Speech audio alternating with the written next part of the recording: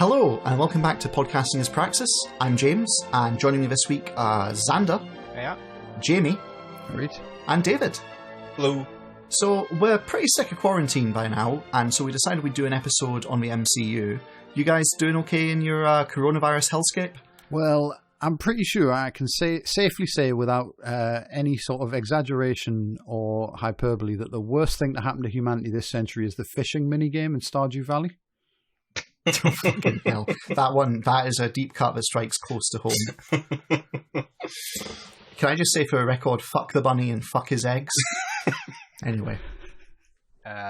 So yes, we've got a lot of aggression to get out, as you can tell. We're going a little bit cabin fever mad, and so we decided to do a podcast this time on the Marvel Cinematic Universe, where we're going to be giving you, well, I can't say they're hot takes, or lukewarm takes, or anything in between, but they're definitely takes.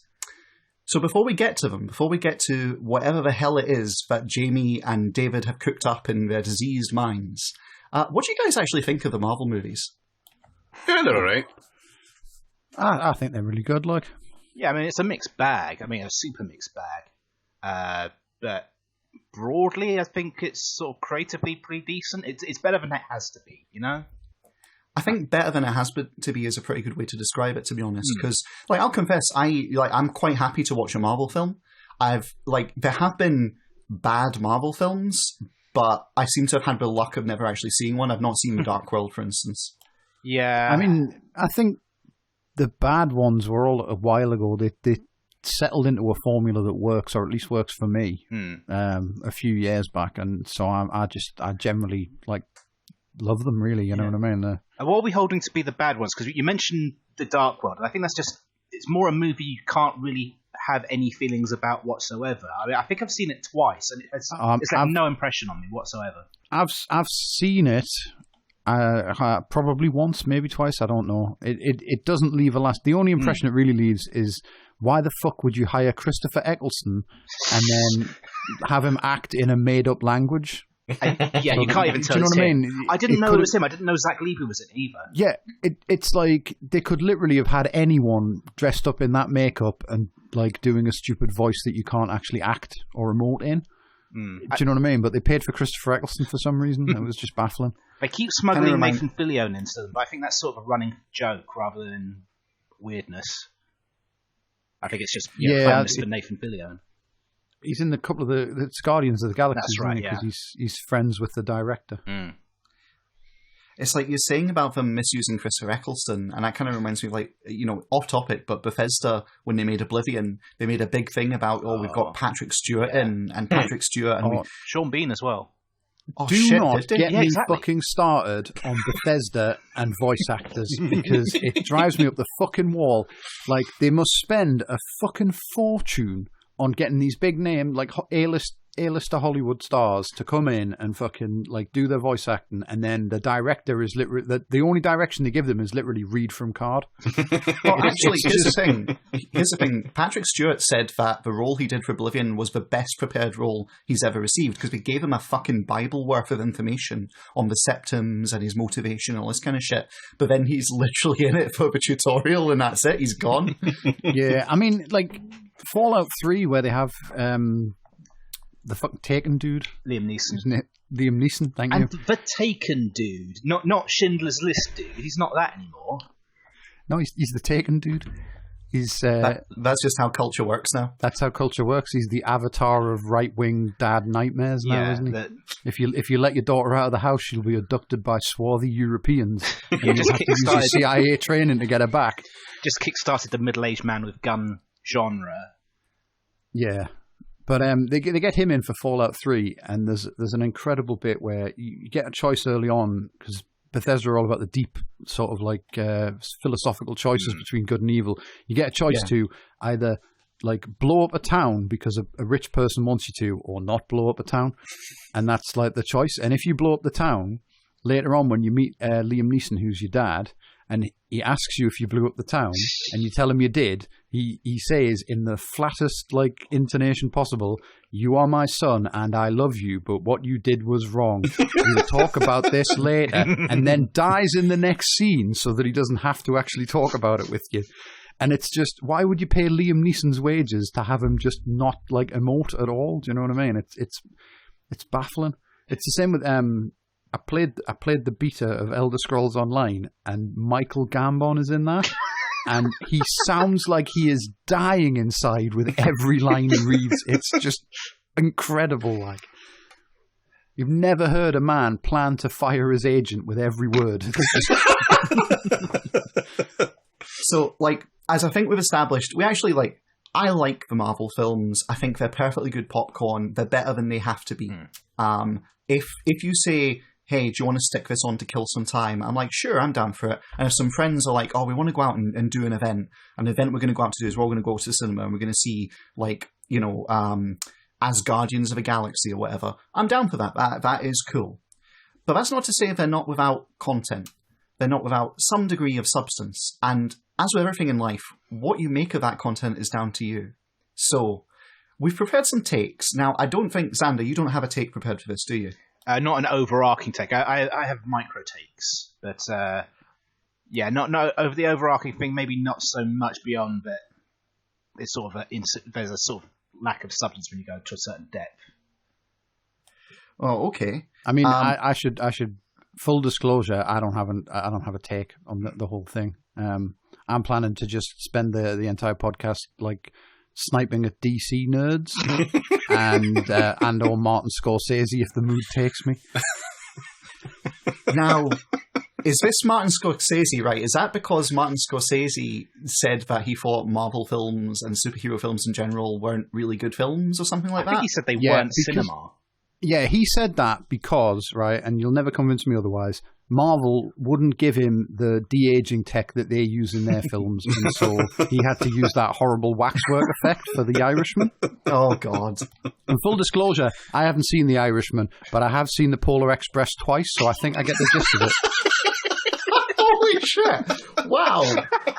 God damn, Jamie, you're on fire tonight. Yeah, it's not like I have seen The Irishman, and I'm pretty sure that his use of a de-aging tech is like this version he uses is intentional. It adds something specific to it. But you know what? Your take on it is funnier, so that's canon from now on for the podcast.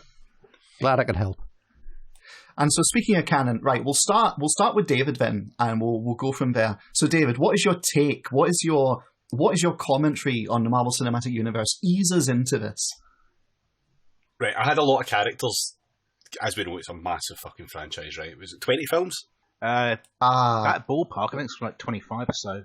Oh, for fuck's yeah, I sake, thought it was closer to like 25, 26 by now. God damn. Literally none of us have opened the wiki page. No, that's the amount of research that I've done on this. This has all been half remembered, so nerds embrace this. 23. 23, that was close enough. So, yeah, exactly halfway between both of our guesses. So, yeah, right. So, loads of characters that I could pick out to lampoon the liberal ideas which they stand for. We've got the Hulk, who represents the danger of progress. Fuck about with too much with stuff we haven't tried before, and bad things could happen. There's Captain America, who's the implicit purity of patriotism, who could also have stopped 9/11 when he went back in time, but didn't, so he effectively did 9/11. Or there's Spider-Man, a walking example for boomers to point at for why millennials should just listen to them, because bad things happen when they don't. I also toyed with a take on Thor, or Black Panther maybe, and something to do with the monarchy or a need to respect traditional institutions, or how Ant-Man clearly represents small business owners, or maybe the hire more women cops character of Captain Marvel, or Kamala Marvel, if you like. Hold on, sorry, right, I've got to... I'm with you on the Kamala as, like, Captain Marvel is clearly, like, about this full liberal feminist empowerment. I'm totally on board. But wind back one. Ant-Man about small business owners. I'm sorry, you need to unpack this one a bit. You've set my brain on fire. Ant-Man can be very small. It's one of the main things about him. Yeah, you've cracked the fucking code there. Clearly what I'm learning from this is not to dig too deeply. Carry on. Effectively, yeah. Keep this at surface level, because that's where I've kept it. Doctor Strange represents white dudes discovering alternate medicine, and Pepper Potts represents Goop. If you remember back to the last cultural episode we did in Star Wars, we spent a fair bit of time talking about the hero's journey as a narrative tool. It's an effective template that can be used to impart a narrative. So I thought I'd try and use that framework to draw attention to one particular character's neoliberal journey across the Marvel Cinematic Universe and how they're truly a modern liberal's hero. That character is Tony Stark. Okay. So the first step in the hero's journey is the call to adventure. Though in the real world that the MCU takes place in, that's not something that happens to everyone, and it's not very realistic. So what kind of call to adventure is something that could definitely happen to absolutely any of us? It's of course taking over the family business, the grandest adventure of them all. Tony takes on the legacy of his dad, a powerful and successful man. It's not a hero's journey without supernatural aid though, and as we all know, Tony Stark doesn't have supernatural aid in becoming Iron Man, except he does. He has money and capital, the most supernatural of all forces in the world. Now, to really push it through on a great journey worthy of a hero, the character needs to break through a threshold, something that wouldn't be possible to most, and this threshold often has like a guardian, which must be beaten to get through it. The guardian in this case is that which any capitalist would try to defeat, the free market, and he beats this by effectively privatising the defence industry and creating a monopoly on it. He literally says that in the second film, it actually says that. The next step of the hero's journey drops us into like challenges and temptations. So Tony's nothing but temptations. Like if you watch him early on, like all he is he's womanising, he's drinking, he does what the fuck he likes. That's because he basically has the self-control and self-critical facilities of a small child. So we'll take it as read that it's rich people problems that are his kind of challenges and temptations. Yeah, like fucking his secretary, for example. Yeah, exactly, yeah. Yeah, he does some sort of Howard Hughes thing in the second one as well, which they completely dropped. He's very much rich people problems, like at all times. It's kind of hard. It's almost impressive, actually, the way that the films get you to empathise with him in a lot of times, because really, if it was anyone else, you'd be like, fuck off. That's all it is, rich people problems, until we hit New York, when Thanos' forces under Loki attack. Thousands are killed, parts of New York are left in ruins after large modes of transport are flew into buildings, etc., etc., which brings us to the Abyss. So in the hero's journey, the Abyss is where a character falls to the lowest point, effectively has like a kind of death and rebirth thing going on, because they're so harshly affected by an event or a series of events that it changes their motivations fundamentally. The revelation for Tony is that he's fallible and imperfect, which for any billionaire is impossible to fathom, and this leads to his transformation. The transformation is the transformation from a happy-go-lucky individualist who just so happens to be infinitely rich and owns a cool suit of armour into an authoritarian worldwide protector, which is where we shift off of the standard hero's journey, because just one abyss isn't enough in a modern neoliberal story, so we've got to go there twice. The snap happens, and it breaks Tony completely. He gives up, goes full, fuck you, got mine, and saunters off to the countryside to just live in peace and just forgetting about the fact that half the population is dead. That's until his friends all come back, and then again he goes through the transformation process, and this lets him move into the final stage of the journey, the final stage being atonement. Tony manages to achieve atonement through one simple act, magically snapping his fingers and having everything just be the way it was. It isn't obviously, everyone remembers what happened, the aftershocks that all still happened are lived with, but it's okay. The important thing is that things can really go back to the way they used to be if you don't look too hard. Mission accomplished. In the final stage, the return, in which our hero would normally return to their roots, they go back changed in a way that they're perceived differently. And for Tony that comes from his death, because he's not powerful anymore, he's not in charge anymore. It might have been seen as a bit of a dick by most, but we've seen what we could have been dealing with instead, so actually, he's not that bad. Tony Stark is George W. Bush. Yeah. Yeah. Okay, yeah. I mean, if that is... He follows in his father's footsteps. He's a moneyed dickhead. He beats the marketplace. Maybe not of the actual monetary marketplace, but perhaps the marketplace of ideas. He faces a bunch of temptations to say more money for us, fuck you, and caves to every one of them. Something bad happens in New York. He becomes an authoritarian shithead, declares mission accomplished, and now liberals love him because at least he's not Thanos, Trump. He's not Trump. And he has an alcohol problem, just like George W. Bush. There you go. Tony Stark as George Bush. Changed my mind. No, that's pretty sound. Like. That is actually pretty solid, I've got to say, David. Like, in terms of taking apart a character to expose the kind of political like undertones but belie them, that's a pretty one-for-one in many ways. The only thing you're missing is, like, who is Dick Cheney in this scenario then? I mean, it'd be too easy to say War Machine, wouldn't it? Well, no, I mean, like, for one... It's Nick Fury, isn't it? Nick Fury is Dick Cheney. They've even got the same syllables in their name. Nick, Dick, Cheney, Fury. It's literally the same. That works, god damn. Can't believe Stan Lee's seen all this coming. Even Stan Lee could have stopped 9/11. Okay, that one needs a bit of unpacking. Well, in the same way that Captain America did 9/11 because he didn't stop it, if Stan Lee could predict George W. Bush and Dick Cheney, then he could have predicted 9/11 and done something about it. I suppose. Actually, I mean, that's the whole right here, isn't it? That I've not actually dealt with. Because we all know George Bush did 9/11 and Tony Stark didn't do his 9/11, so that's where it falls apart. Ah, shit, yeah, there's always a problem with these things. But yeah, that's my take. That's my take on the Marvel Cinematic Universe, or at least one part of it, because I tried to do an overarching thing like I did with the Star Wars one, and it was too much. There's too many fucking films, there's too much shit going on. I couldn't do it. But up to this point, it is basically the arc of Sony Ties. So it's kind of where the series began, because I think Hulk came out first, but Iron Man was like the first one they really... Iron Man was the first like successful one, yeah. Iron Man was the first one. The Hulk was it? A few months later.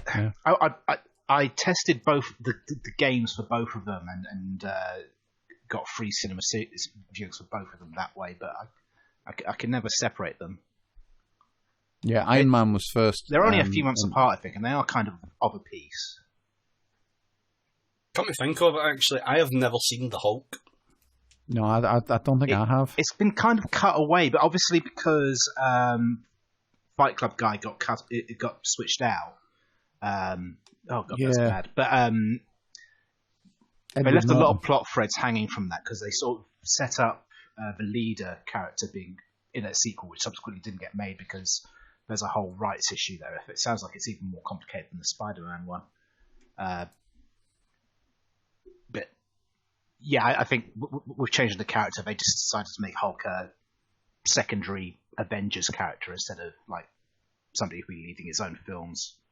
Yeah, it was probably a rights issue, but Edward Norton apparently wanted too much creative control or something. Yeah, he said it doesn't sound fun to work with. And/or wouldn't come back for sequels. Weirdly, Edward Norton is... I don't know if you've ever noticed the phenomenon that certain actors have certain like things, like certain skills that they corner. Right. So like Tom Cruise is the only actor that looks good running. Brad Pitt's the only person that can actually eat on camera. That sort of thing. Edward Norton is weirdly specific to doing like characters that have multiple personalities. Because he was the Hulk, he was in Fight Club, and he was in that thing with Richard Gere where he plays the guy that did the murders, but like didn't actually do the murders because it was his alternate personality or something. I can't remember the name of it. Do you know, I didn't expect to get any actual cogent like observation out of this whatsoever, but that's actually entirely true. You're right, Tom Cruise, like, you know, think of all the other heroes and they all look like Liam Neeson climbing a fence in Taken 17. Oh, God, I only saw that recently. That's amazing. Yeah, it is. There's like 35 cuts in the space of like a 2-second vault over a fence. Like, I think that's the real reason they have to like retire Marvel characters and rotate them out. Because if it just kept going, you'd end up with a geriatric Robert Downey Jr. like being literally held aloft by his iron suit, like going through ridiculous contortions to try and look like he's having serious big mano-a-mano fights. Well, that particular one would work because it's just a special effect. What you might say is Robert Downey Sr. That's actual bad. Oh, man. So, like, you guys mentioned having micro takes. Do you have any you want to kick in? No, go ahead.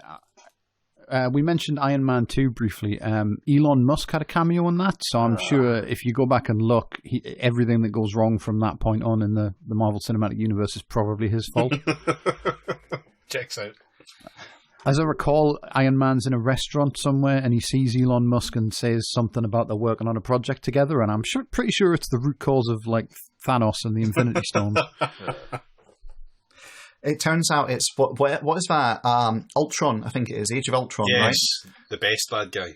The best bad guy. That's like. Do you mean that sincerely or ironically? I'm curious. No, just because it's James Spader. Because I don't know if you've seen the video. I'm sure it's Red Letter Media that done it, and it's just scenes from Age of Ultron.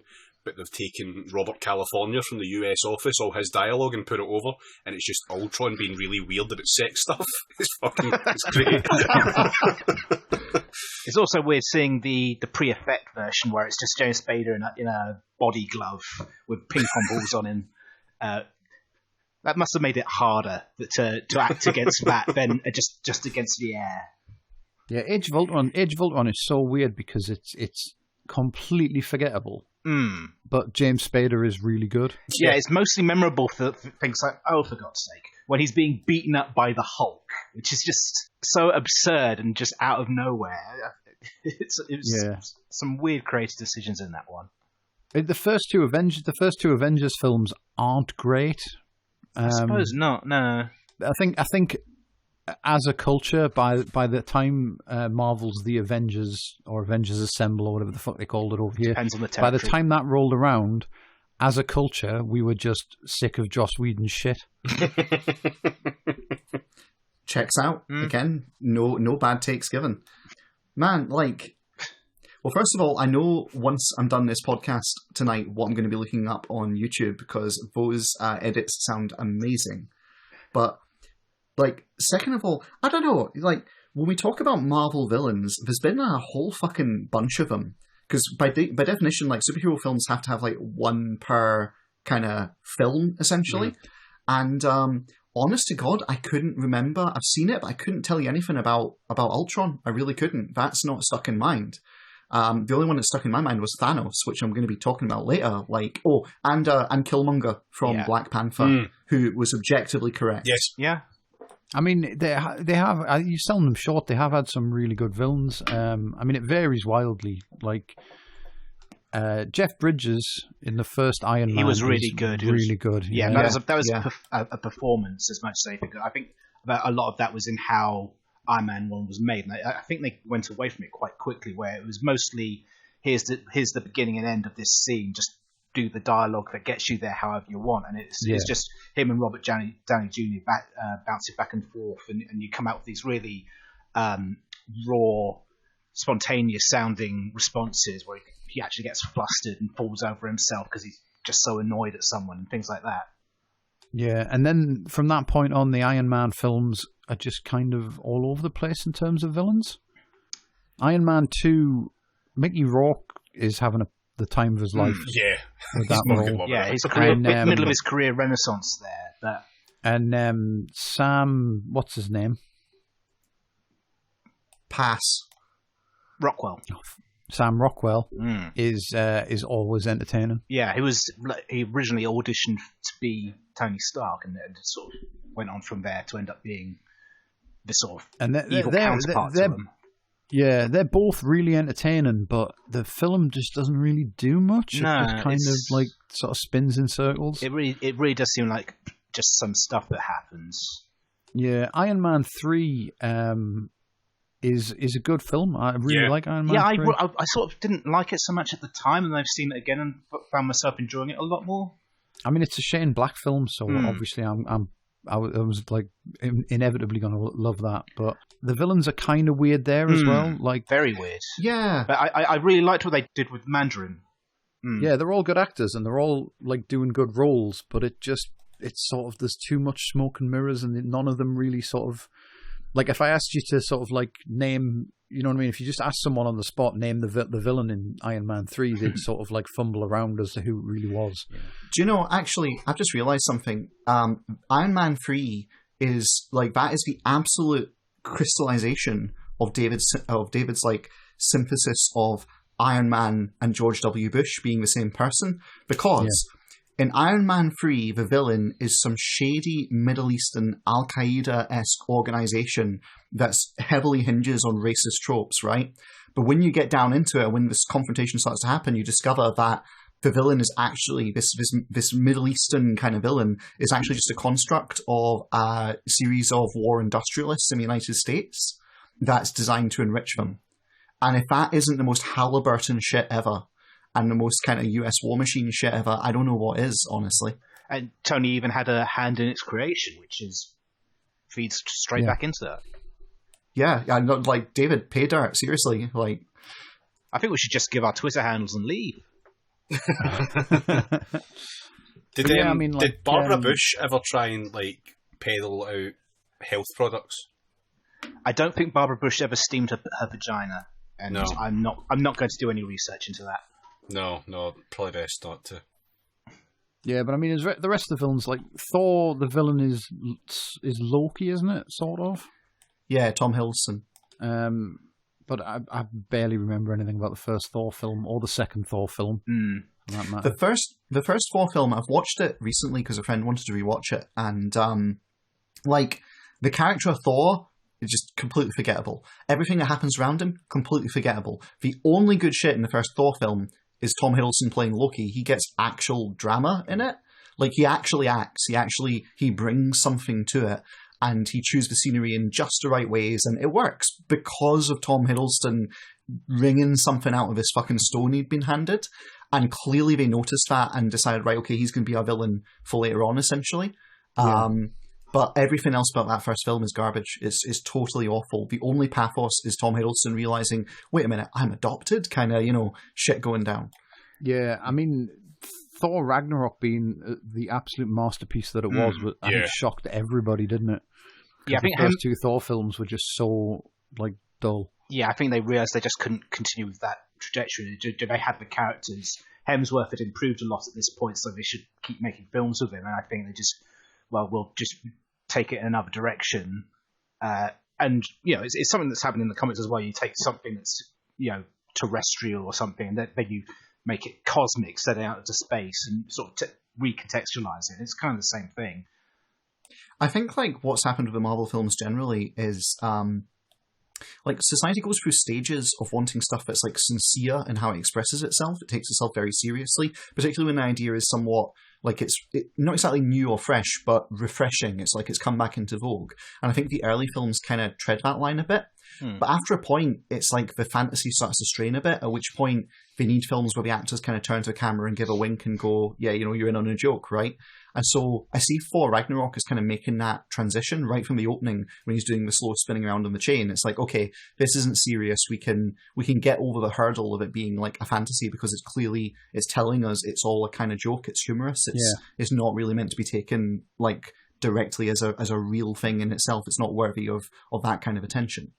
No, I think realistically what Ragnarok was having to do, I think it was forced to do this, was play itself as silly, funny and enjoyable from the start, because they were going to drop Jeff Goldblum in halfway through it, and if you've not set the tone for Jeff Goldblum, it's not going to go well at all. Yeah, makes sense. My take for Thor Ragnarok is that the moment where he returns to Asgard and Loki is pretending to be Odin, and he sees him coming and says, "Oh shit," is the absolute highlight, the absolute high point of Anthony Hopkins' career. He's never done anything anywhere near as entertaining as those two words. It is pretty perfect. Apparently Waititi said, okay, for tomorrow's scene you're going to be playing, it's actually going to be Loki playing your character. Okay, so he comes into to work the next day wearing blue eyeliner.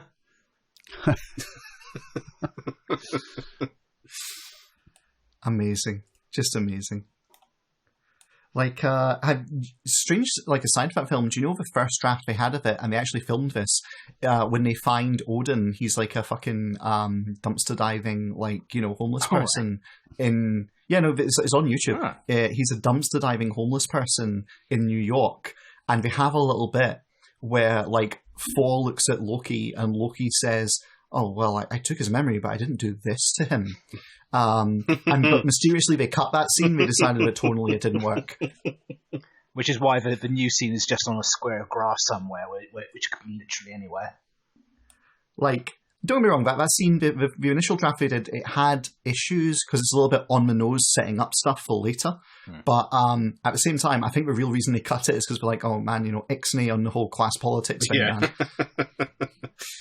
Yeah, I mean, I'm currently looking at the list of Marvel Cinematic Universe films in divided by the different phases that they did. Yeah, and the first phase was very hit or miss. The first phase was Iron Man 1 and 2, The Incredible Hulk, Thor, Captain America: The First Avenger, and The Avengers. Yeah, and I mean, of those, Iron Man I think really stands up. Yeah, that's a haven't seen. Film. I haven't seen The Incredible Hulk. I haven't seen it. And Iron Man 2 and Thor, The Avengers as well. And all I remember of Captain America: The First Avenger is when we watched that, I made a point of repeating Mr. Anderson after everything Hugo Weaving said. Because he was just literally playing Agent Smith as a Nazi. So I haven't seen the whole thing of Captain America: The First Avenger, because after a certain point I'm like, I can't, I'm done. This is just far too much America first, hoorah kind of stuff. Even though they kind of did a pretty good job of soft pedaling it, but that is the substance of the film. And right from the training stuff and all the rest of it, okay, so here's the thing that actually bugs me most about that film, and it's really small and minor, but it speaks volumes in its silence, so to speak. So they have this bit where they bring all the troops round and they're all running and they arrive at the flagpole, which is greased up. And they say that whoever can get the flag from the top of the pole gets a ride back in the truck, right? Now, this is a real thing they do. They actually do this. It's a tradition on more than one kind of army, navy, and other bases. The Marines are big on this one as well in the US kind of, armed services. So, of course, the whole scrum, apart from Captain America, they all go at the pole, trying to climb up it, fail, and, the drill sergeant calls them off and sends them all running. But then Captain America just stands there and doesn't run off. And he's like, hey, I told you to get running. And he walks over to the pole, takes a pin out the bottom, puts the pole down so the flag hits the ground, takes the flag from the top of the pole, puts the pole back up and clips it back together, then jumps in the back of the truck and just drives off with a, staff sergeant giving him yeah, I'm impressed kind of look, right? Everything about that is complete and utter garbage. Yeah, wouldn't they shoot him for letting the flag touch the ground or something? That is the first thing I was going to say, yes. That is desecration of the flag, and they take that sit ridiculously seriously in the armed services and armed forces, because they have to, because it's all about the abolition of individual identity, which is key, because if let's say he stops the pole so it doesn't hit the ground and the flag doesn't touch the ground. Even so, if he'd done that, they would have ordered a code red on him that evening, sort of thing, for pulling that shit. And there's no way in hell he'd have let him get on that fucking truck. He would have been bitched out by the drill sergeant, told, you think this is funny, private motherfucker?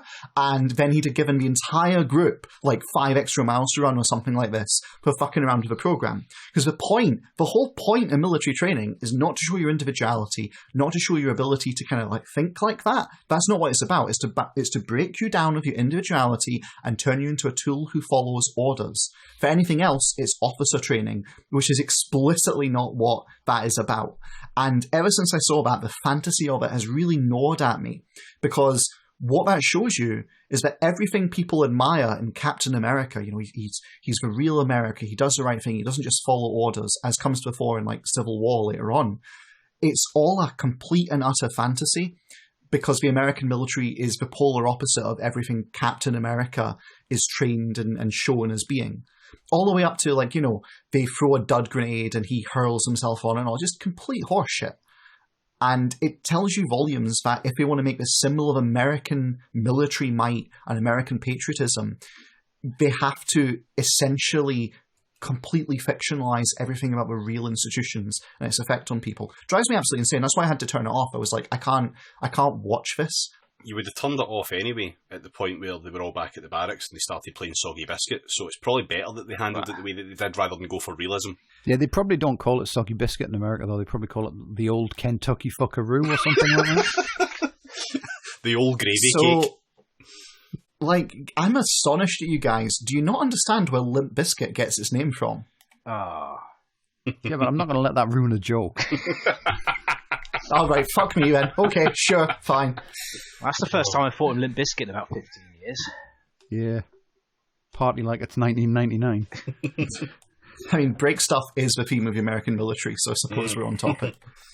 Yeah, I mean, Captain America as a character is very weird because he's just kind of when in the one film where he's like essentially himself in his own time period, he's just incredibly great. Yeah. Yeah. Once he comes forward in time, I mean, he's a lot less annoying in the Avengers, but once he's in like Winter Soldier and Civil War, he's just great. Do you know what I mean? Like once he doesn't trust, like it sets up a sort of like a lie that America was once great. You know what I mean? And modern America is not living up to the high standards that the predecessors had set. But if you put that aside, he's much like more interesting and like admirable as a character once you get like to Winter Soldier and onwards, where he's deeply distrustful of the American way of doing things in the modern world. Well, it's like he always works as a character out of time, and I think a lot of their casting choices and their ideas on how they were going to film it essentially rotated around that. So of course he's not going to work in his origin film. It's not like, it's not like Wonder Woman, the DC film where Wonder Woman works because she's a fish out of water in her own time, and then you kind of carry that forward. Instead, with Captain America, it's, there was this glorious civilization, these great heights of valor in the Second World War, interesting, that we have since fallen from, but Captain America keeps the flame of true patriotism and service alive in his heart, sort of thing, which is the most fash fucking thing ever. And definitely, like, when we'll talk a little bit later because I want to give a take on Infinity War, Thanos, and Captain America that I think kind of ties that together. But just this idea of having this return to a golden age or this fall from grace that we must restore is itself like part of the fascist era narrative in its most base form. So Captain America as a character is deeply sus from the very get-go. Yeah, you see, you mentioned Wonder Woman there, and I haven't seen Wonder Woman for one very specific reason. I heard it was good, and I thought if I watch it and it is good, it might make me want to watch Justice League. Dodge the bullet there, mate. I saw it in a cinema, so this is off topic. I mean, I don't know. Here's the thing, right? The DC universe on film is kind of shit. And we couldn't actually, I don't think we could squeeze a whole episode out of the DC universe, right? But all I will say is that of the ones I've seen, and I've been forced to watch a bunch of them, Wonder Woman was pretty good for 2/3 of it, and then the last third just degenerated into a big explosion, stompy fight with big, like, mean monster kind of garbage at the end. And it's very, like, it's a palpable change in a way that, like, at least the MCU, there's a proper subtext with most of their villains in one way or another. Most explicit in stuff like Black Panther. And maybe arguably like the first Iron Man and things like that. There's a real subtext to what's going on. So the characters aren't just characters. They're about something in some way or another. And it might be deeply problematic stuff, as I think we're kind of touching on a bit, but at least they're about that. In the DC universe, the characters are not really about anything. They're just like... No, I mean, I will die on this hill. For the most part, I don't think they actually... For the most part, I agree with you. But is the monster at the end of Wonder Woman? Is it a setup for another film? Not really. It's. Do you want me to spoil it? I mean, I should have seen it by now. So yeah, go ahead. Okay, so spoilers, and you play some music or whatever. Because the monster at the end of the first Wonder Woman, the great villain, is actually Ares, God of War. It's him. He's behind everything. And he, the great twist is that actually he's been masquerading as this British politician who was arguing for peace. All right. I didn't realise Emperor Palpatine was in that film. Man, right, okay. I was half expecting it to be like, oh, she's doing Wonder Woman shit, and it's all like, in the World War I, is it? Yeah. Yeah, and she's fucking around in the past, and then suddenly like a giant robot from space turns up because it's actually a setup for like some future. Because that was the big problem with DC. The DC films was they were trying, like Marvel, basically got the MCU rolling by doing a bunch of, I mean, as we've just discussed, like massively average films and one really good one, going into the first Avengers film. And DC was like, well, we'll do a Superman film that's dreadful, and then we'll do a Batman versus Superman film that's even worse, and then we'll do Justice League, and everything is just to set up other stuff, and it's just absolute horse shit. Well, it's set up Aquaman, so who's to say if it's good or bad? I haven't seen Aquaman either, for the same reason. It's like it might be good, and then I might want to watch Justice League. I'm pretty sure it's not good. I think it's good. It might be enjoyable in the way that Venom was enjoyable. And I can't, hand on heart, recommend anyone see Venom. I don't know, right? Venom is an interesting film because it's like... So Venom and the Joker are almost a pair in a way. Like, talking cinema for a second, because Venom is this actor who only took the role because he wanted to do this very specific character take.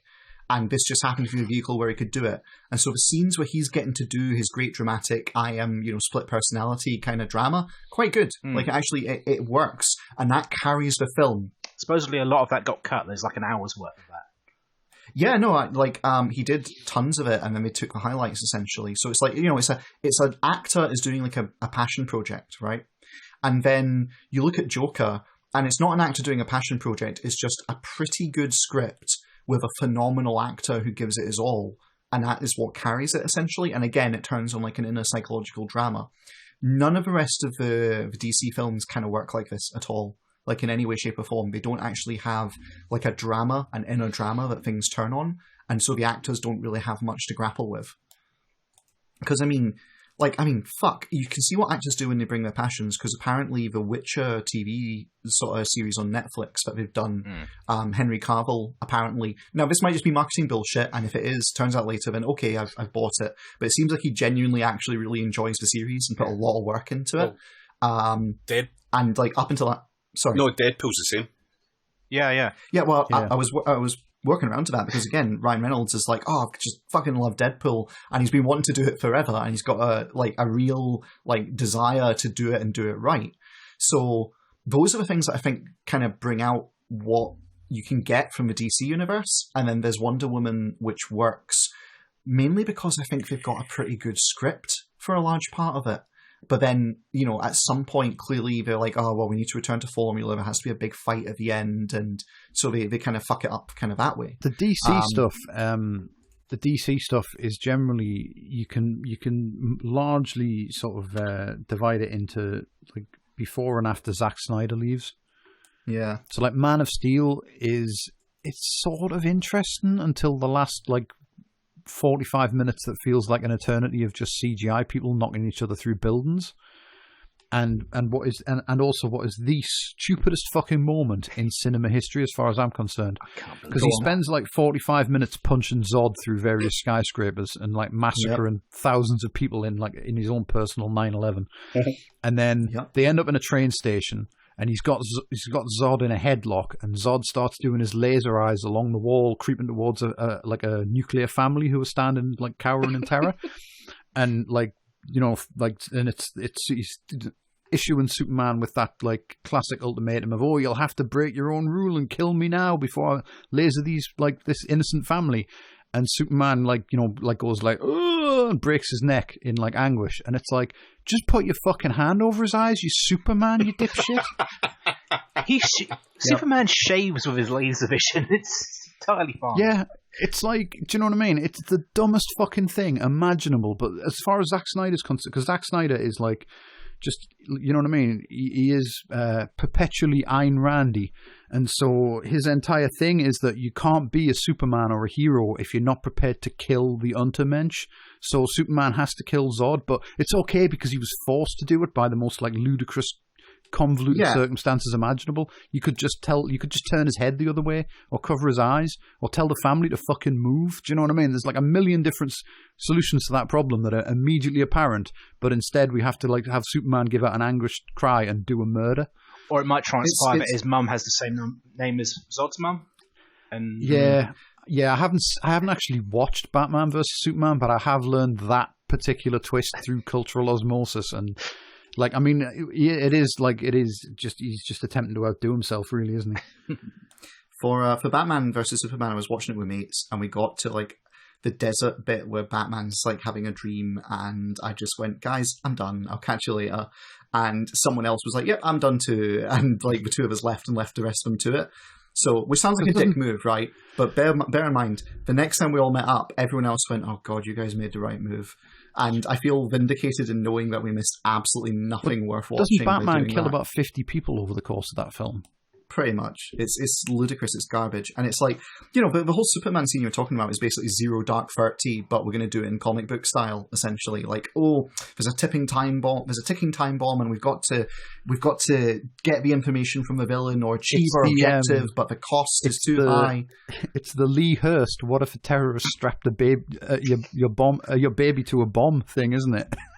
Pretty much, yeah. And it's like, I mean, the thing is, these films, they don't have like real subtext anyway. The thing that makes the Marvel films work as propaganda, and like I'm, you know, straight down the barrel to anyone listening to this, I say they're propaganda, and I will justify that. The thing that makes them work is they've got a degree of subtlety to them. Like people can just take in the surface symbols, and like the rest of it is all implicit.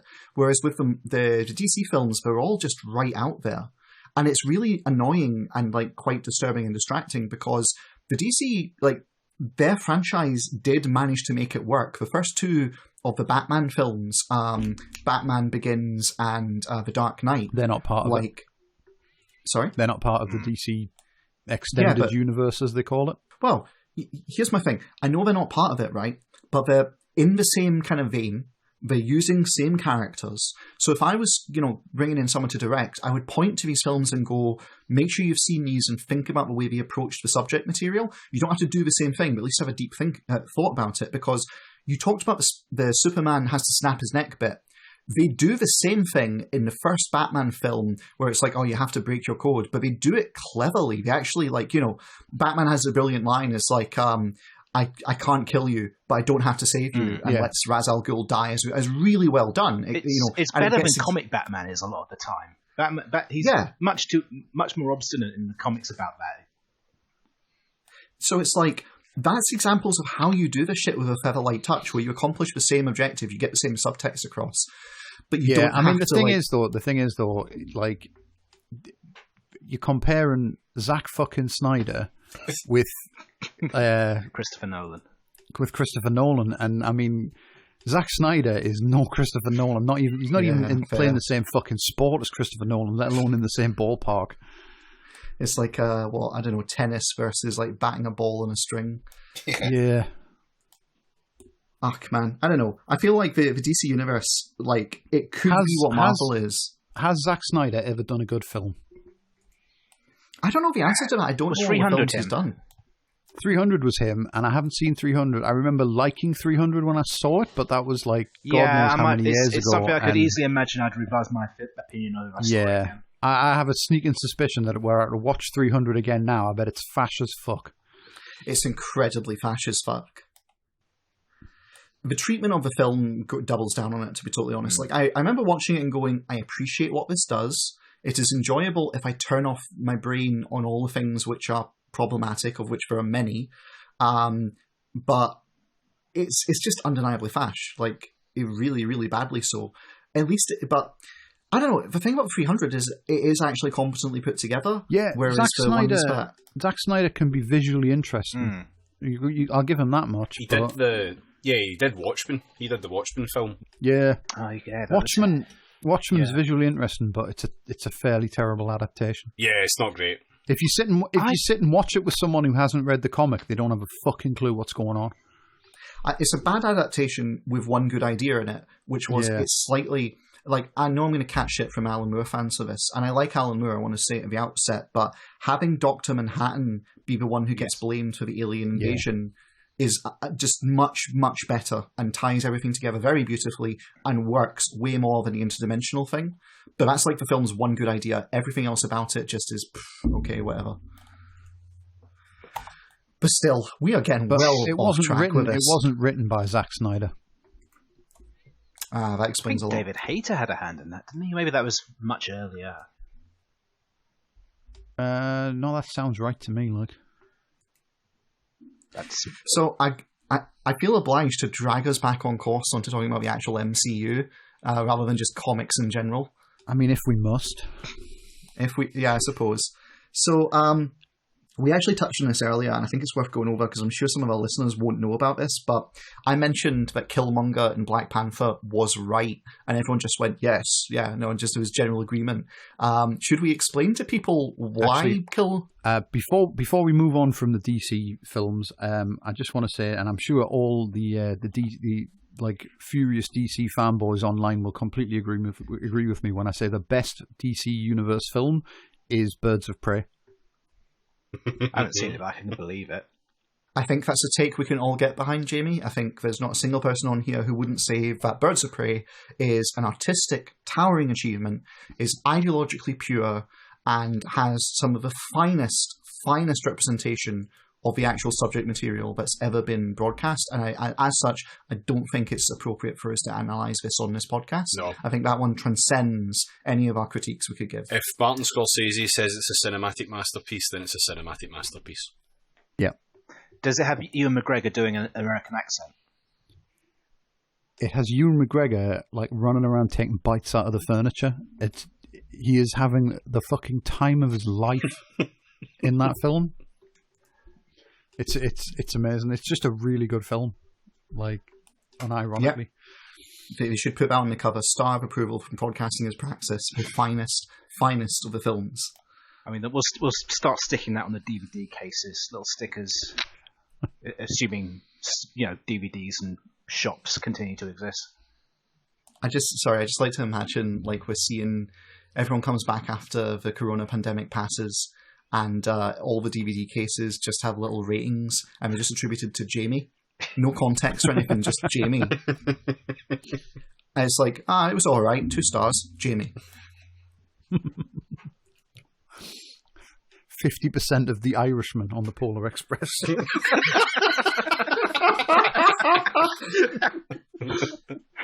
So, right, we really do need to actually get back on topic, though, because as fun as it is to rag on the DC Universe, we did come here to talk about Marvel, which is part of the Disney behemoth. So, we talked before, I mentioned Black Panther and how Killmonger was absolutely right, and the rest of you all kind of murmured, yeah, no, I agree. But it just dawns on me, maybe we should unpack that one, because that one might be a little bit controversial to some people listening to this.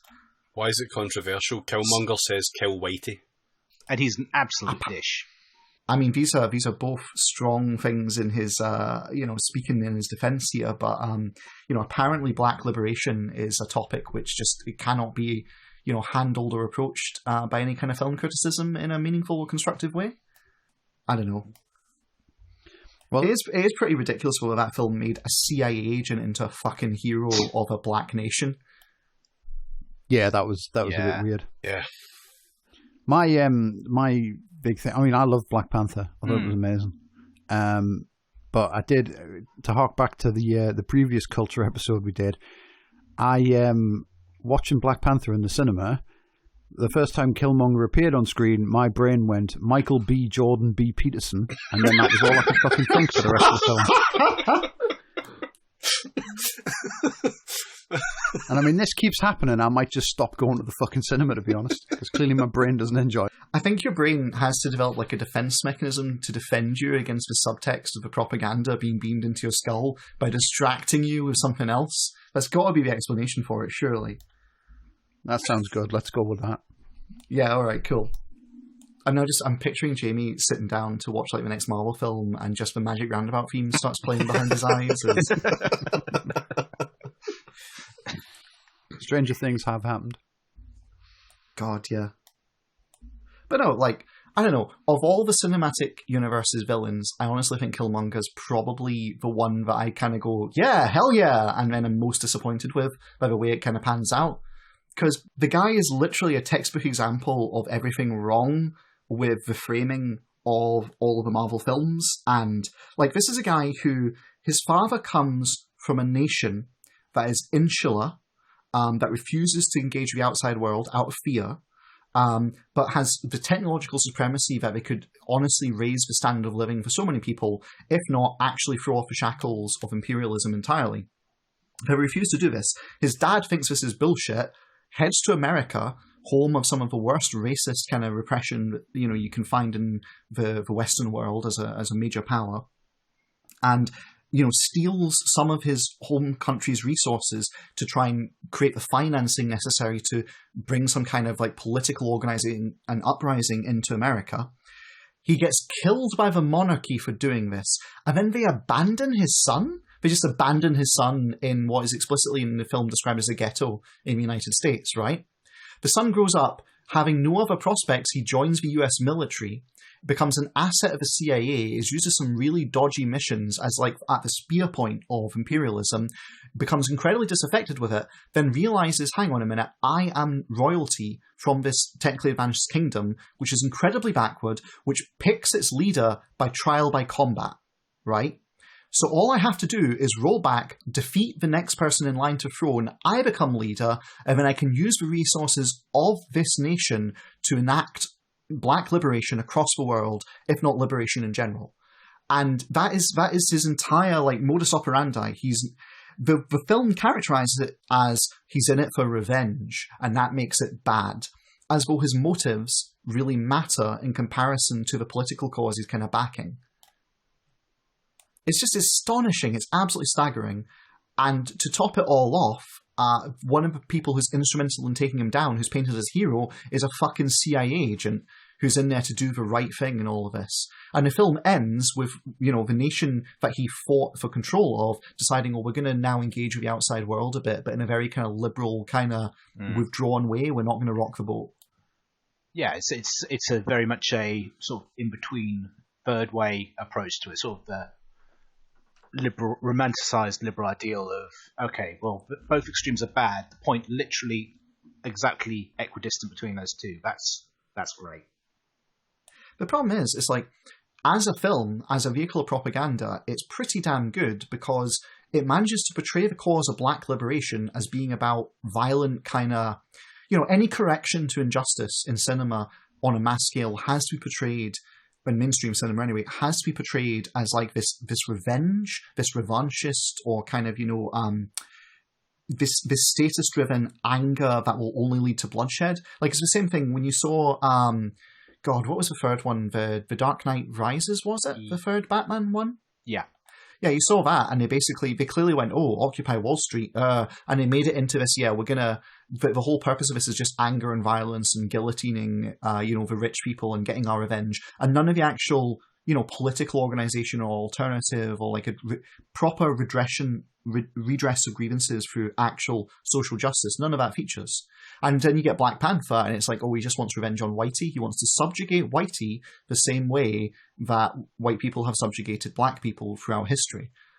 It's like with Louis C.K., that joke he cracked, and this is not an endorsement of Louis C.K., he cracked a joke about how, like, if race was a subscription service, he would choose white every time. Not because whites are inherently better, but because being white is explicitly better. And at the end of the routine, he says, and, the best thing is you go back to any point in time, and there'll always be a seat at the table for you. Of course, if you go forward in time, then it's going to be an almighty ass-kicking that we totally deserve. But until that point, kind of, And it's like, that's kind of the case. There's an element of truth in this, that there is some equilibrium of justice has to be restored, but that doesn't automatically mean that it's going to lead to fucking, actually kill Whitey, guillotine all white sort of thing. Unless it goes catastrophically wrong, that's not what justice is about, and yet that's always how it's portrayed. And so I get really fucking angry when I watch Killmonger, so... At least in Dark Knight Rises, we got to see some show trials. At least in Dark Knight Rises, we had an absolutely amazing villain voice, which is just it's still incomprehensible to this fucking day. Did that work? I just made noises into my just made noises into my coffee cup. Yeah, that was very it was very Rob's Jordan Peterson, that wasn't it? I'll say cut that, because I know if by saying cut that, it will definitely make it into the... Yeah, absolutely, I'm sorry, but it will, because I managed to get a dig in it. Fucking Kermit B. Robson, so... Rob, if you're listening to this, we love you. We really do. Right. James, you have a big grand take about Thanos, and I'd like to hear it. Who's Thanos? Thanos the Anus. Thanos. Is that the guy who got killed by Ant-Man flying up his ass? That's a character out around the bend if it was still being made today. I suppose I go, right, that whole, Endgame's going to end with Ant-Man flying up Thanos' backside and expanding, right? That is objectively not funny on the surface, but it's sheer grinding repetition. It's like a fucking Stuart Lee joke where he tells him that joke. I was going to say that. But he commits to it so fucking hard and just keeps going again and again, but it wraps back round into being like brilliant genius. I mean, he still keeps going and it stops being funny. I mean, it somehow gets a resurgence at the end. So if you think, I feel dirty for cracking that joke, but at the same time, fuck me. Are you 28 years old? If you consider that Thanos is the unfeeling, uncaring ability of capital to just kill whoever it likes, and Ant-Man represents small business owners... There we go. That is, you've salvaged it. I asked that question at the start, and I was like, "Oh shit, that's not very good comedy." I just interrupted his rhythm, but it brought us this moment, so I stand by my decisions. But no, my take on this is how do I even start this one off? So this is a take that is half serious and half shitpost. So judge it on those terms. It is both true and ridiculous at the same time. Thanos is intentional propaganda to set up the eco-fascist response to climate change. Go on. So, to get there, we have to... I'm going to build off your narrative a bit here, David, actually, because it is good enough. So, in Tony Stark, we have the capitalist wing, the moneyed interest wing of society defending the status quo, essentially. In Captain America, we have the kind of a patriot, the return to golden times kind of figure like we talked about before. And in Thor, we essentially have white racial politics writ large, because what do all the fascists and alt-rights like to harken back to? It's Norse mythology, it's like the racial purity of bloodline. Like Thor himself, okay, what makes him worthy to wield that hammer? Because if you go back to the first Thor film, right, he fucks up after, he's kind of played by his brother, and his father says, "Oh, you're not fit to be an inheritor. You're not fit to receive this power," which is descending to him by bloodline because he's the son of Odin, right? And that entire first film is about bloodlines, because Loki, his whole thing that fucks him off is his realization, I'm not blood descended, and so that's what makes him the villain. He's of impure adopted blood, right? And what ultimately restores Thor's hammer to him, it's when he does an act of self-sacrifice for the sake of the community, which is a heroic kind of fascist trope. It's the redemption of violence. If it's not the commission of violence, then it's the submission to it and sacrifice for a holy cause. So you have these three wings, and these three people are the main focus of the Avengers and of the final conflict. They're the three who stand up to fight Thanos at the end. And that's important staging. What makes Thanos particularly interesting as a villain is everyone and their dog on the internet has been posting about how, Thanos, he's right. Thanos has a point in all of this. Because look at his framing. When he first appears in the Marvel films, before they really get round to it, he's just this nebulous force who's going to do some bad shit. But when they actually come to flesh out his character, we need a motivation for him. What's the motivation? Well, it's overpopulation. It's we don't have enough resources to go around. And clearly the solution to this that Thanos comes to is to thin the herd. It's Malthusianism, this idea that overpopulation is causing the destruction of the planet. Not economics, not social political forces, not any of the three wings of the modern imperialist state that are represented by Captain America as war industry. Iron Man as war industry, Captain America as military patriotism, and Thor as kind of revanchist kind of white supremacy. He is essentially not engaging with the fact that they are the source of the problems that really define the series. He's not engaging with the fact that actually the villain exists because of the existence of the heroes, right? No.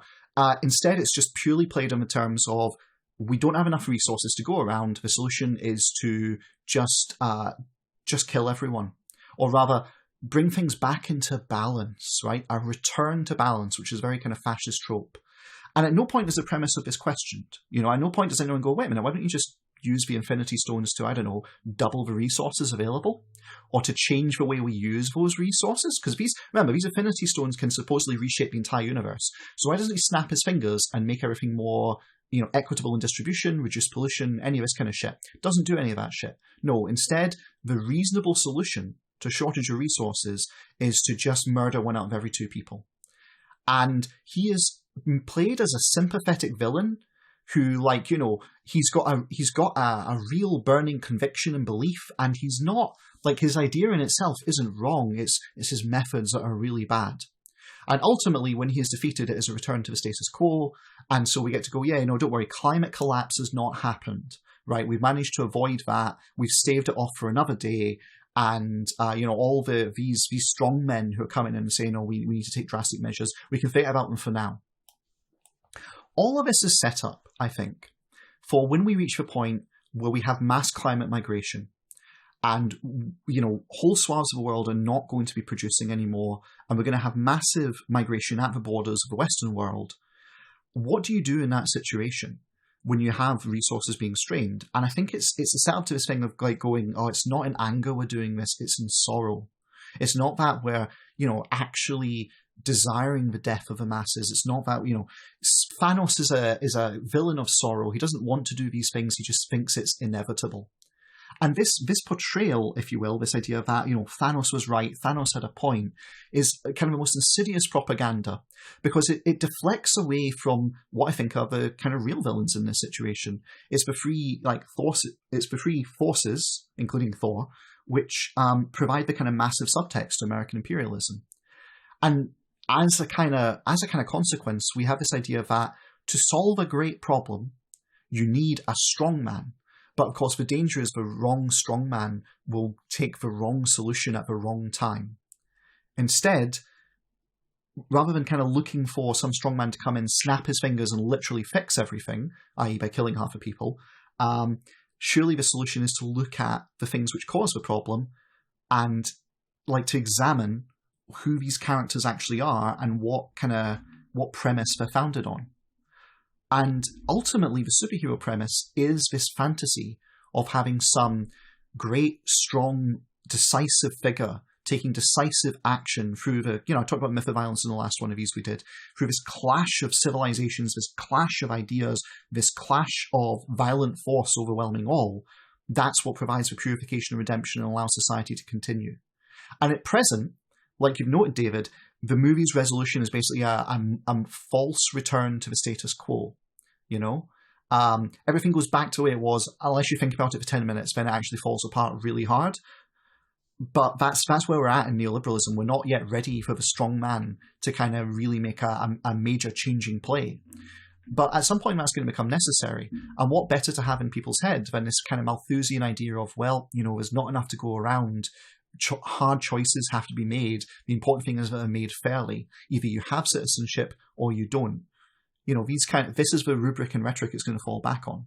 So yeah, that's my take on Thanos and the whole premise of the Avengers. Yeah, it's a good point about returning to the status quo at the end, because they actually go back in time and very carefully put back everything where it was when they found it, to make sure things are exactly as they were.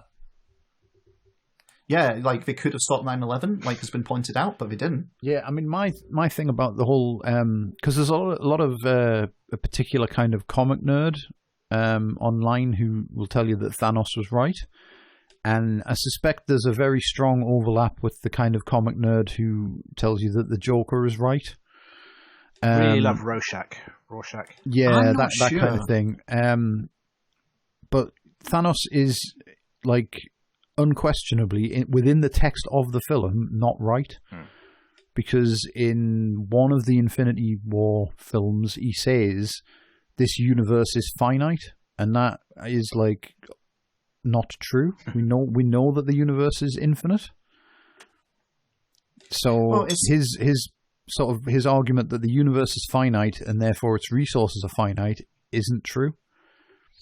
And yet, within the framing of the film, it's they say that, but they don't introduce that fact within the film.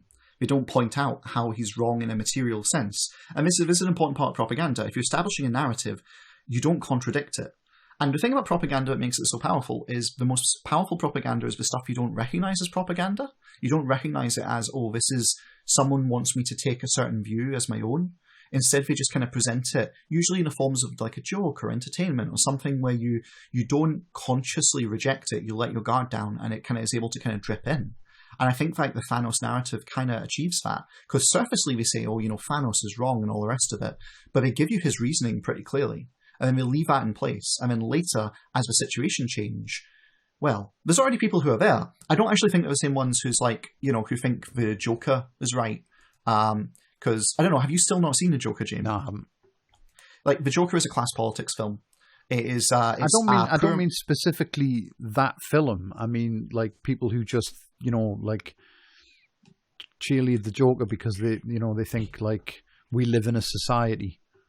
That sort of person where it's like, they mistake their own misanthropy as like virtue, that kind of person. So they think the world would be better off without half the people because they don't like people.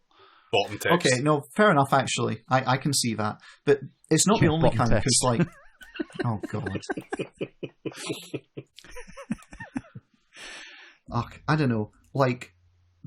I think that, to be honest, I don't think the Thanos crew is a perfect overlap with that. Right? I mean, I think Thanos was right probably, people, probably not perfect. I think you're right when you say that the film does present Thanos.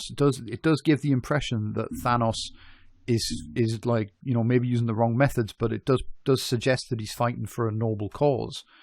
But despite that, he does still within the film, he does say something that is like objectively untrue and puts a lie to his entire. I don't think it was particularly, maybe not intentional on the part of the filmmakers, but there is the fact that his entire logic is faulty. Well, look, I'll be perfectly honest. It doesn't matter. The facts of it don't matter within the context of story because, in real life, we don't have fucking superheroes or Infinity Stones either. But it's the narrative logic that matters because people are kind of driven by narrative logic most of the time. And I don't know, the Thanos was right people. Do you know who I think they're a perfect overlap with? The Empire did nothing wrong. Gul Dukat did nothing wrong. Oh, now that's a fucking one I've not heard. Oh, yeah. I think it's probably a very close overlap with the people who take Fight Club to be like 1-to-1. A valid celebration of masculinity.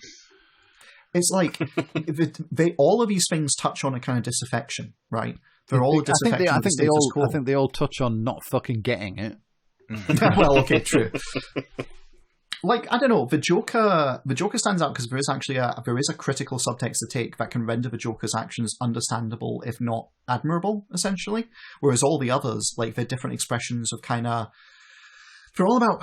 So, okay, this is going to piss off a lot of comic book nerds, but they're all about toxic masculinity in one way or another. I mean, I gave a basic articulation of the three archetypes that the three main leads of the Avengers kind of plays to, but all of them are different facets of the manifestation of toxic masculinity under imperialism. You've got the very well portrayed George W. Bush rich kid who's caught up in his own magnificence and has to face the fact that he might be wrong occasionally, as though these are weighty, meaningful kind of things, but they matter to billionaires. You have Thor, who is the inheritor of blood purity and power from it and all the rest of it, who's basically white privilege, right? Though they don't, it's not text, it's subtext. And then you have Captain America, who's all about the nobility of service and deference to the state, as it should be rather than as it is, as a pretext for kind of going off reservation, all this kind of shit. It's all of them are reflections of this idea of what it means to be a powerful representation of what a man is. And curiously, this is what really puts the lie to it is part of Endgame, which when I saw in the cinema, I was sitting with my partner and we just both looked at each other and we just exchanged this kind of, And it's that bit in the film where all the female superheroes, all the women line up together to do this. Don't worry, we'll come in and do it, which is the most cynical thing in the world. Because here's the thing, right? It made comic book nerds so mad. Oh, the women again. And it was done to manufacture that outrage. It was done for the same. Oh God! I just realised that's true, and I feel that's awful. It's like the Ghostbusters, the new Ghostbusters film, is objectively shit. It's just a bad film. There's nothing good in it. It's not funny. All right. Oh no, I disagree. So I quite strongly. enjoyed it. Like, I don't think it holds up at all to the originals. I mean, it's way less rapey than the original. Well, okay, I'll give you that, right? But you got to take things as a product of their time to an extent. I would like to see a modern Ghost. But the 1984 Ghostbusters is like incredibly sex crimey. Here's the thing: the things that make the original Ghostbusters great are in spite of that, not because of it. I would like to see a modern Ghostbusters film that manages to capture the same kind of humor and premise of the original in its delivery.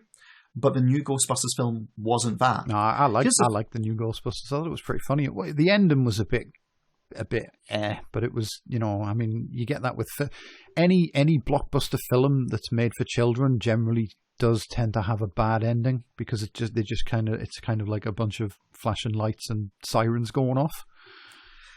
I tell you what, we'll agree to disagree on this because whether or not the film itself is actually good is perhaps not germane to the point I was aiming for, which is this. We know for a fact that the distributor of the film intentionally went and put a focus in the media and the narrative on this idea that people were objecting to it because it was a feminist film and it was like look at all these smelly basement nerds are kind of kicking back against it. It's like male rage personified, and they totally ginned that up and they made it into a thing as a marketing tool. And I don't think the film, I don't think it was a good film, but I have no problem with it being a female-focused film, with it being women in a central role. I don't have a problem with that being the heir to some of the good ideas that were in the original Ghostbusters film. I've got no issue with that whatsoever. I've got an issue. My personal take is I don't actually think the film's funny, but I guess that's a taste thing. What is deplorable is the way they marketed it. And when I look at the Endgame film with that one scene, my partner, she looks around at me as well, and the same thought is going through her head, which is, this is bait. It's bait for two types of people. It's bait for the very superficial kind of, feminism of the icon rather feminism of deed kind of, liberal. Hire more female guards. Yeah, exactly. They want to see, powerful women. What are they using that power to do? Doesn't matter, Kamala Marvel. Those people. Kamala Marvel. But it's also bait for men who just kick back against the idea of women having any power whatsoever, and they'll make a big stink about it. And they did. And there were articles off the back of it, and it worked. And that creates the interesting contrast, if you will. This is subtle, but it's there. The three men who form the trio of power on the good side of the film that everyone else kind of anchors around and acts as, to a lesser great degree, to support a comic relief to.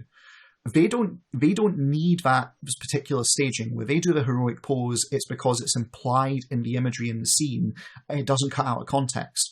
But the women characters who actually don't have that same focus and don't have that plot-centric power in the same way, they have to be given that scene, in a way, because they're kind of denied structural power. And it tells you a lot about where the locus of the film is in terms of how it sees power and society and who holds prominence within it.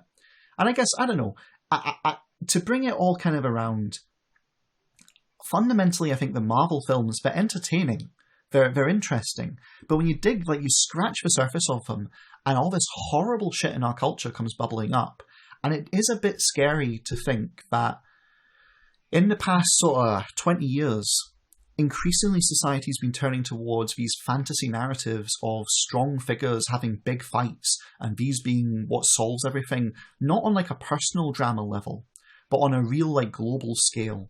That's been the increasing focus of it.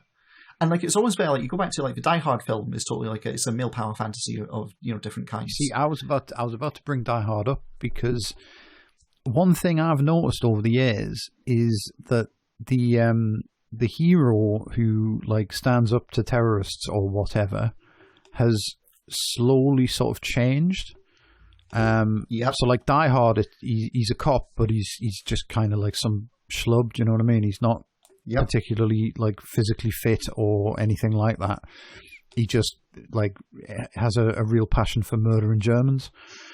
And you cut forward to say. I'm gonna get the name of it. No, I'm not. Which there was the two films about the White House being attacked by terrorists that came out the same year. Olympus Has Fallen, and White House Not that Down. one. The good one, White House Down. Yeah, White House Down is the good one of those two films. But the guy in that who is basically John McClane is former Special Forces like Black Ops, some bullshit.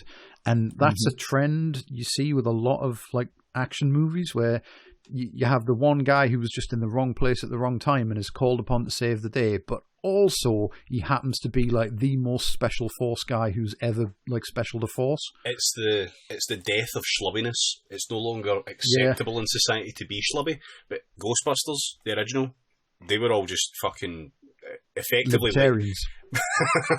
They were slubby libertarian small government types who just want to make their own little business, and they were small business tyrants in the making, essentially. In the Reagan era, that kind of created a framing. They just want to be allowed to fuck around with nuclear reactors on private property and take horse tranquilizers on a date. Exactly. Like the things that made the original Ghostbusters good. And, it really was about a kind of class politics. There's the idea of, here's a focus on the little guy. And that's what kind of made them good. That's like the core of their goodness. And all the other stuff, and over time, the whole idea of like the little guy who's in the wrong place at the wrong time ends up turning out to be like a badass hero and all the rest of it has fallen out of favor in place of the military. But you know how ages ago I said their propaganda, and it's largely like there's a core of intentionality to these, and I said justify it. It's the justification is the same reason you've seen all these, it's special forces kind of. It's because America did something very interesting. They repealed all the laws saying you couldn't propagandize to like Americans on American soil. They used to have laws against that. Those no longer exist. The American military and the CIA and all the other government branches can now produce propaganda for domestic consumption. And on top of that, the military now very openly funds anything that features the military as long as they get a review and a pass on the script. Yeah. So every time in the Marvel films, you see, look, that's an American helicopter, or those are American troops, or that is American branding on shit. Like of any kind, even if it's like just the insignia of the armed forces, whatever. Anytime that features, the film was given a lot of money by the American military, but the American military got a say in how the armed forces are depicted, and they got a final pass on the script. Yeah, and in many ways, relating to that point, in many ways, the best Marvel Cinematic Universe film is Hurt Locker.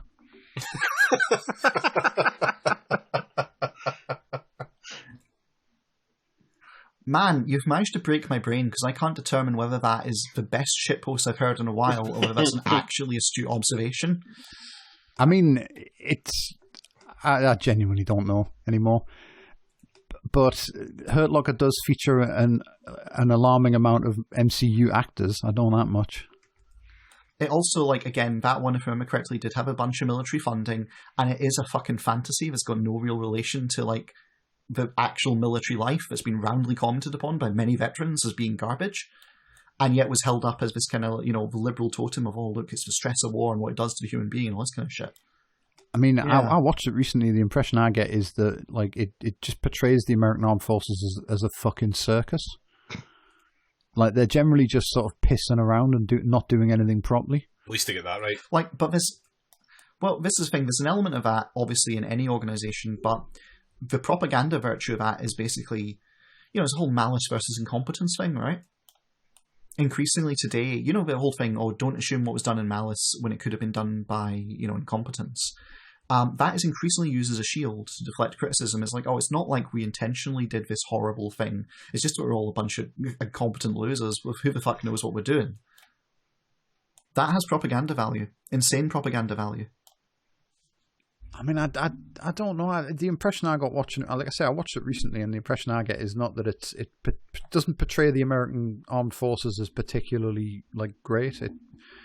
Because the main gist is Hawkeye is just an adrenaline junkie, and he's taking loads of unnecessary risks when he should be really serious about disarming bombs, but instead he's just fucking clowning around, and he's allowed to get away with that because the American military is just fucking useless. The purpose of that though is to humanise it. It's to make it more relatable to people who wouldn't normally interact with it in any way. It's to humanise it, and also you got to look at it in the context it was released, because this was around about the time that a whole bunch of revelations about US military misconduct were coming out, and so it's the whole the old saying, a few bad apples spoils the batch or spoils the barrel. In America, they cast it as it's just a few bad apples, missing the rest of the saying. In the same way, it's what this is going is it's going, look, it's forget about your, all the structural forces that give rise to people like Private Issue, like stacked the human pyramid in the black site being run by the US military and tortured people. It's like, forget about all that. It's actually just a bunch of adrenaline junkies going off reservation because they're, chasing the high and the military's too like incompetent to possibly able to keep a handle on them, sort of thing. That's the propaganda value. Like, all these films, in one way or another, are a dialogue with the real world that's taking place and audiences' interaction with it. So, like, honestly, I don't think Thanos would exist as a villain in the form he's in if we weren't facing a climate crisis and if we weren't needing to rehabilitate the ideas behind eco-fascism latently so that later, when it comes to the fore, those are things that can be seized on. I don't think a writer sits down and actually has a thought, oh, well, he's concerned about essentially climate change. That's the metaphorical climate change is what's actually driving him and his response to this. I hate to out myself as like the worst kind of comics nerd, but it's very Thanos being concerned about like the resources and overpopulation and everything is very Zack Snyder's Watchmen being concerned about Dr. Manhattan rather than a psychic squid from space. Because in the comics, Thanos' motivation is he wants to kill half the people in the universe because he wants to shag Death. And he thinks if he kills half the people, then Death will be like really impressed. And that's the sort of thing where if they'd actually just carried that over to the film, it would be fucking atrocious. And why does he want to kill half the people? Because overpopulation is kind of the easy out. I don't know. I agree with every word you said there, right?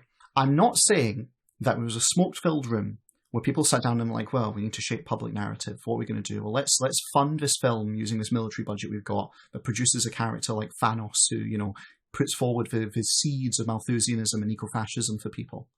I don't think it works like that at all.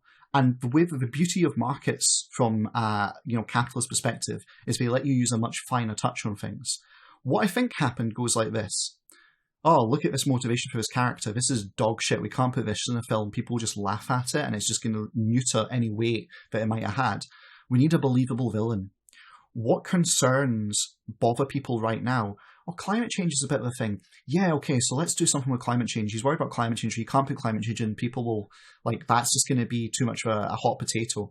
All right, well, how about we put in something about resources? Resource wars? That's, on the periphery as well. Yeah, okay, they're running out of resources. That's, And so they come up with this idea, and they make the film, and then it gets seized on culturally to negative ends and gets promotion and gets focus that it's not necessarily going to otherwise have. It's the same way that I talked about the cultural use of Star Wars, about how it's not that George Lucas sat down and intentionally, God, he's fucking incapable of it.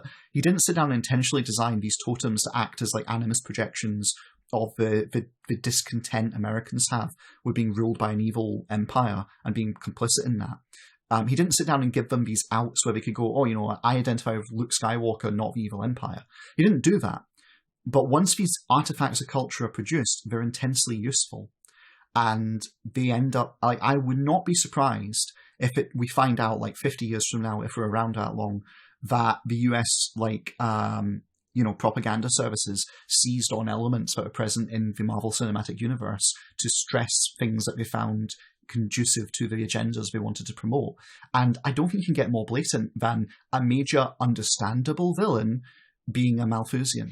You could be right, but I think that they've basically just gone, in the comics, he wants to kill half of all life. They've gone, and that's a very comic book thing, because I would argue that it's possibly bad writing. It's a thing. It's a thing. A problem a lot of films have. You know what I mean? Again, to go back to Die Hard, the first Die Hard, if John McClane fails in his mission to kill all the Germans, the worst possible outcome is that a building falls down and Alan Rickman retires. Whereas by Die Hard 3, or by Die Hard 3, all of New York's going to be blown up or something, and then by 4, the whole of society is collapsing around them because of hackers, and then you know what I mean. And nowadays you can't have an action hero just solve a local problem. There always has to be fucking nuclear weapons involved somewhere along the line, because they work off the opposite. That principle about one death is a tragedy, but a million deaths is a statistic. Said Joseph Stalin as he twirled his mustache evilly. Yeah, basically the opposite of that is true when you're writing an action film. The bigger the number of like casualties involved in a potential bad outcome, the more like action film it is. So they've basically just gone, right, he wants to kill half of everyone in the entire universe, and they've just worked backwards from there into what would be a motivation that fits that. It's the sort of thing where people just think that's it's not there's a lot of people who think something isn't adequately dramatic if it's a personal tragedy. It has to like affect the entire world or universe, and the bigger the numbers at risk, the more exciting and better something is just by default, because those numbers are bigger. And it does kind of annoy me, because you can tell stories that work on a smaller scale and they're perfectly good stories, but people just feel the need to constantly, especially in cinema, they feel the need to constantly you'll have something that's working perfectly well and then shock twist at the 11th hour. Or also, if like your divorce goes through, like half the people on Earth will die or something like that, you know what I mean? Just to up the stakes, because people are morons and they won't be invested unless the stakes are like really high. So it's probably a mix, really. It's probably a mix of like, well, climate change is a hot topic right now. We'll sort of do something around that. And how do we keep killing half of all people, because that's a big stakes, and everyone likes a big stakes. Well, if you think about it, if the second time you kill half of people, it's actually less. So yeah, Xeno's Thanos, essentially. I don't know. Like it's the fundamental issue is that fascism is the enemy of the personal. It's the enemy of the individual and their emotional landscape having any relevance. Because fascism is ultimately rooted in materialism and in a kind of death cult. In Spain under Franco, they had the rallying cry of "Viva la muerte, long live death," right? And it's about getting away from the individual as a person and getting to these kind of, this mythologizing of the individual as being part of some great, big, noble struggle and noble narrative that takes place on the scale of the human race. And it's about stripping out the stakes of a single individual life. So, the drama of, a divorce, or the drama of, the parents' love for a child, all of that, all this stuff you can totally build stories around. But from the fascist perspective, for it to have meaning, it has to be a culture-threatening, a war on that such a grand scale that it becomes kind of an abstract. And coincidentally, this works quite well for action cinema, because if it's too personal, then, people will be a bit too invested in the wrong ways. They want to be able to kind of signal, oh, look, this would be a bad thing, but not have people so invested and that they start to feel it's a bit emotionally real, because we need to maintain that emotional distance to be able to do the violence. Like, if you did any of the Avengers action scenes, and there's actually a video online I saw that did this, you do any of the Avengers action scenes, but you put in real gore, real, he just smacked a guy into a wall, he's lying on the ground, gasping, his chest is impacted kind of thing, or it's just lights out and Captain America's murdering people left, right, and center with sprays of blood and all this kind of shit. It totally destroys the tone. It totally reveals it for what it is. And so in the same way, you can't have the methodical murder of a small number of people in a realistic kind of way. It has to be this caricatured kind of blown up version for people to maintain their psychic distance from it. Well, that was a fucking downer of a note to end on, wasn't it? You're just too clever for this podcast is the problem. you spout all this stuff and then none of us know what to say to it because you're just smarter than everyone else. I'll try. My response to what you've just said will be bottom text. Oh, man. If anything, I am an exercise. I called myself Captain Explanatory at the beginning of this. I am an exercise in how you can fill a lot of silence with a lot of words and make it sound like you know what you're talking about. Yeah, full of sound and fury, that sort of thing. Yeah, signifying nothing. Do you want to know something weird? Just to call back to something quite a while ago now.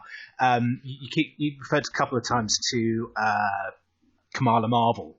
You might be aware that Captain Marvel only relatively recently in comics ascended to that title, was previously Ms. Marvel, which was problematic.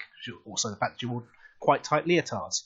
But that Ms. Marvel title has subsequently been taken up by a young Muslim character, one of the first Muslim superheroes, obviously quite underrepresented, and her name is Kamala Khan.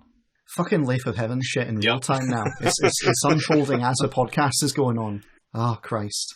I just thought I should say it before someone writes in, assuming... I mean, we have like 8 listeners, but, you know, someone might write in. I mean, if you're going to write in, at Wizard Cubes is the official account of the podcast. If you have channel. Observations. Yeah. Yep. Yeah, if you want to be told to fuck off, just direct everything to me. Especially anyone who's mad about any of my film opinions tonight, feel free to at me on Twitter. if you think that, like, you know, the DC films are actually good, or that, like, you know, the Ghostbusters was bad, or anything like that, like, just fucking, you can queue around the block and I'll get to you one at a time. Please do. It's the only reason I volunteered for this episode. I'll step aside and let the others message you first, Jamie, before I take up the Ghostbusters one again. I think we should probably call it there then, yeah. Yeah, I was going to say, so what have we learned? That. Well, Captain America did 9/11. Yep. And I think that's a good enough point to end it on as any. Yeah. So, look forward to the next cultural episode where we'll examine how in Star Trek the Prime Directive is the zenith of liberal policy. Sounds good. Actually, for real, you know, on the next episode, we have a special guest. So next episode, Alice from Trash Future will be joining us to talk about the Glaswegian response to coronavirus and its effects on the local community. But until we come crashing back into the world as it is, this was Podcasting as Praxis. I'm James. I was joined by Jamie, David, and Xander.